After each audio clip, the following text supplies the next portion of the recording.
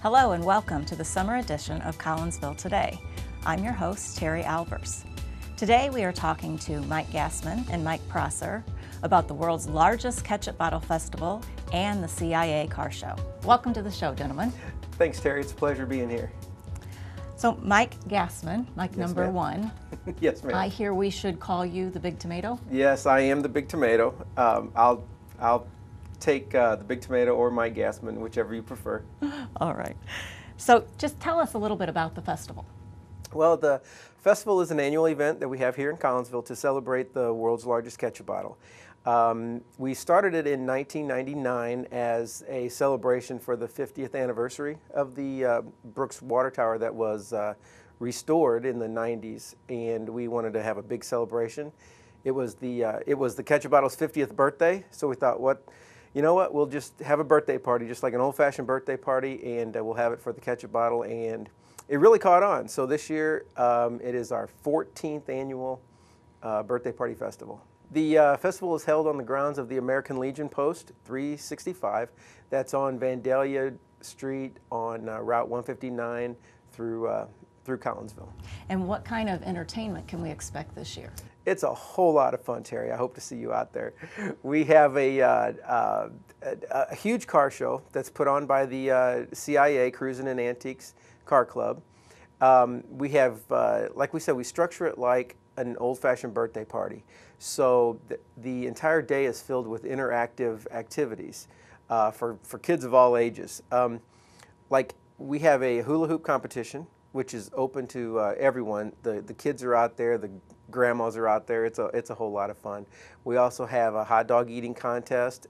When we do the hot dog eating contest, it's the hot dog smothered in ketchup eating contest. So we make sure we get the ketchup on there. We play games like musical chairs. We have a pass the ketchup game. It's like our version of hot potato.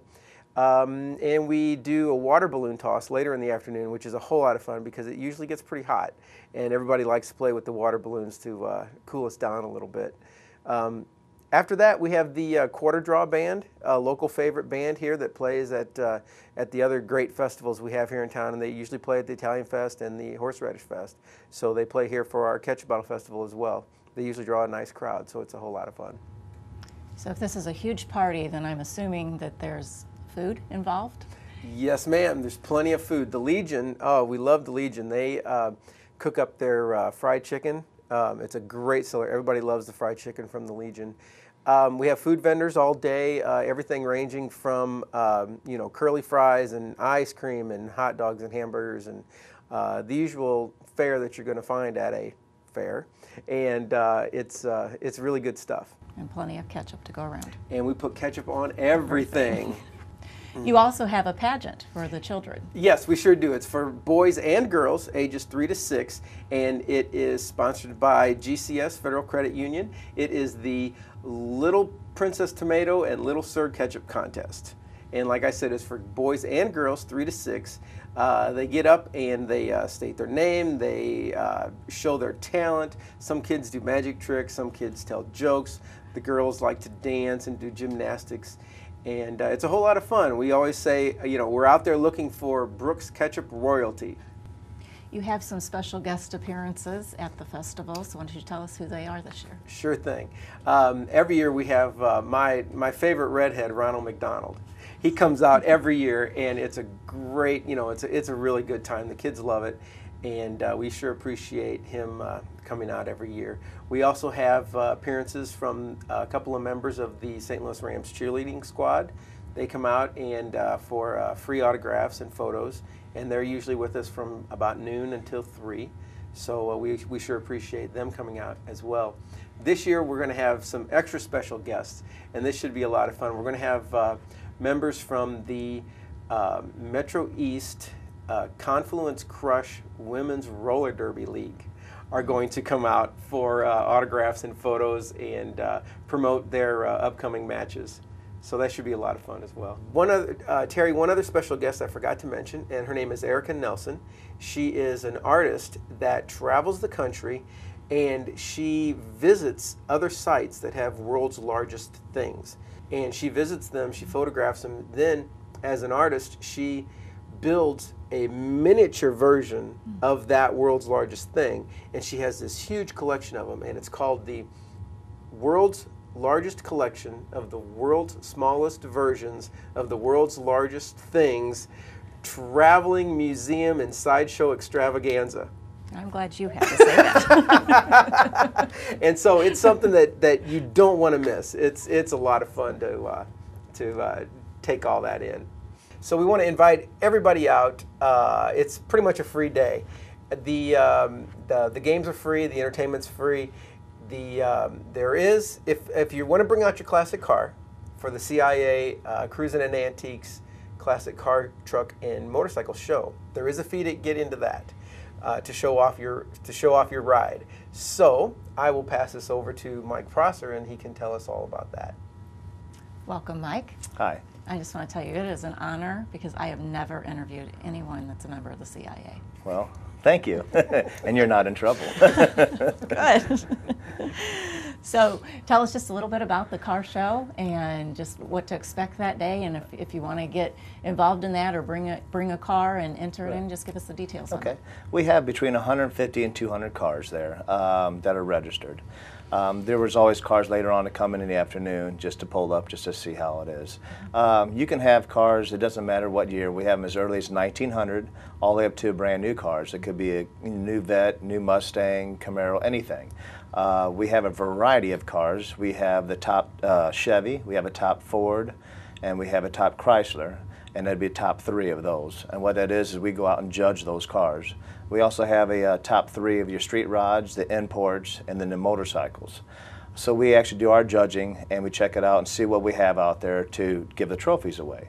We also, during this time, we have a slip that we give everybody. It's a people's choice. And what that does is just anybody just happen to come out to see the show, they can go out and look at their cars that they may like. Hey, I like that car. And they get 3 choices to pick down. They can write those down and then they can bring it back to us, and then we do a top 25. So it gives the audience basically a chance to look at the cars and, hey, we appreciate what this looks like or the color or anything. So that's what we usually do. It's multiple cars, any kind, any type. We don't care what it is. It could be a pickup truck, motorcycles, from just Harley Davidsons to the Honda Shadows to even the custom bikes. And tell us your involvement with Cruising and Antiques Car Show. Well, we started in 2003 as a car club, and we're just basically, we wanted to, have a car club to do some car shows. We met up with Mike with the Ketchup Bottle fan club, and we just started saying, hey, would you guys be interested in doing this with us? And that's how we started working with them. And how long has the car show and the Ketchup Bottle Festival been affiliated with each other? We've been involved with them since '04.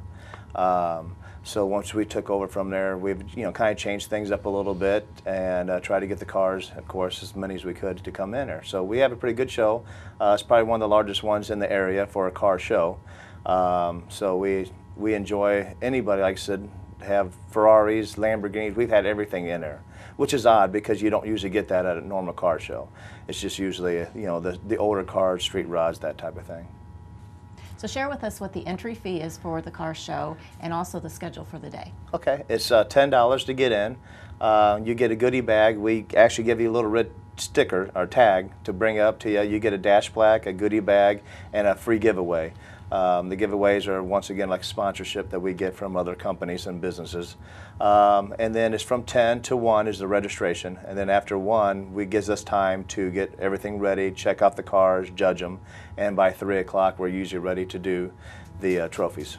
For a full schedule of events, you can go to www.ketchupbottlefestival.com. And we hope to see you there Sunday, July 8th from 10 a.m. to 5 p.m. Summertime is filled with many activities for both kids and adults in Collinsville. Spending some of that time at the sports complex has become a Collinsville tradition. Brett Swift, president of the Collinsville Extreme and member of the Sports Complex Advisory Board, recently talked to us about the sports complex and how important it is to our community and way of life. I am the president of the Collinsville Extreme, which is a girls and boys softball and baseball club. We've been around since 1999.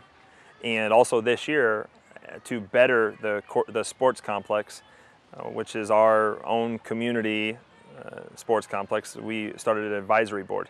And the advisory board is made up of the different members that use our complex, including football, soccer, baseball, softball, all the different entities. We come together to try to better our own sports complex. It's supported by private and public. So it's the entity is ran by the Collinsville Area Recreational District, and the park is ran by the Collinsville Area Recreational District. The ground is owned by the city.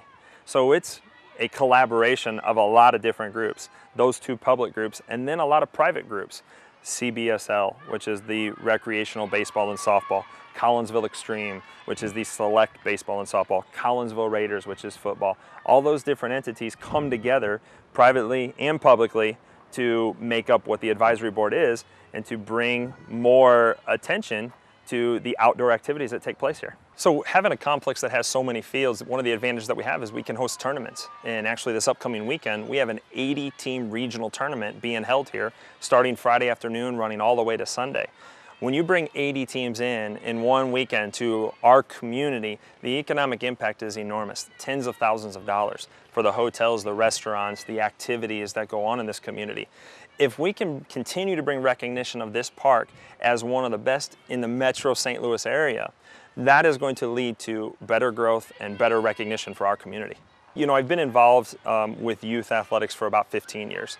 And we started the Extreme in 1999, and a couple years even before that, we were involved with the local recreational organization here. And the only way that we can succeed is if everybody works together, all for the betterment of the kids and the betterment of the opportunities we provide.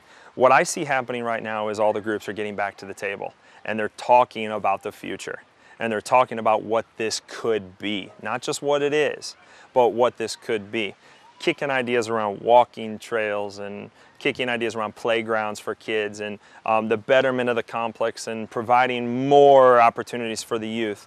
That's really what it's all about. And that's, as a resident, that's all we can ask, is to continue to have facilities like this that are thinking about the future when our kids get older. You know, I'm fortunate. Not only did I play in high school and got to see that firsthand and from Collinsville and from Collinsville High School, so I got to see the support that came into athletics. But, you know, through my involvement in the local youth and the clubs, I've gotten to travel around the country and see Chattanoogas and Peorias and Edwardsvilles, and I've gotten to see all these communities and how they treat their youth athletics and their sports. We have the infrastructure. We have the land. We have the interstates. We have the location. What we need a little more is vision, long term. And the advisory board has tried to come together and begin to get back to the table to think about what do we want this to be 5 years from now, 10 years from now. Not just what is it now, but what can it be. We have a little bit of work to do there. We need to think about the 3-year-olds, the 4-year-olds, the 5-year-olds, the 6-year-olds. Those are our future, and when they get to this level, we want them to stay here and enjoy it. We want them to be lifelong Collinsville residents. Well, if we do believe that, we need to be proactive on the front end. You know, not only how many kids, I mean, in one night, I mean, there's 13 fields here. So 13 fields, 26 teams can be down here, and there's usually 2 to 3 sets of games. So you're talking about into the dozens of teams, which means hundreds of players, which means thousands of fans. So during the summer, this complex is definitely the most used asset that our community has. Athletics is a great way to develop your kid. Every family wants their kid to do athletics and they want what's best for them. Well, because of technology, because of more opportunities, the sports have grown. And when sports grow, the demand, the supply, everything changes, which is a reason why it is important that we understand the importance of this complex. Because when families are moving to towns or moving out of towns, they look at schools, they look at safety, they look at the government, but they also look at quality of life. And the complexes that we have contribute to that quality of life. And for people to understand that thousands of people that use this facility every night, just like tonight, a random Monday night in the summer, thousands of people that use this facility, that directly impacts our quality of life. So sports have changed, and the importance of great complexes, both of those have increased. So if people want to take advantage of this complex, my suggestion would be to go to collinsvillerec.com and they can learn about everything. Thank you for joining us for Collinsville Today. This program is developed by the City of Collinsville with the express purpose of bringing the residents of Collinsville, Illinois and the surrounding area news of the great city we live in. You can watch episodes of Collinsville Today on this channel or by visiting our website, www.collinsvilleil.org.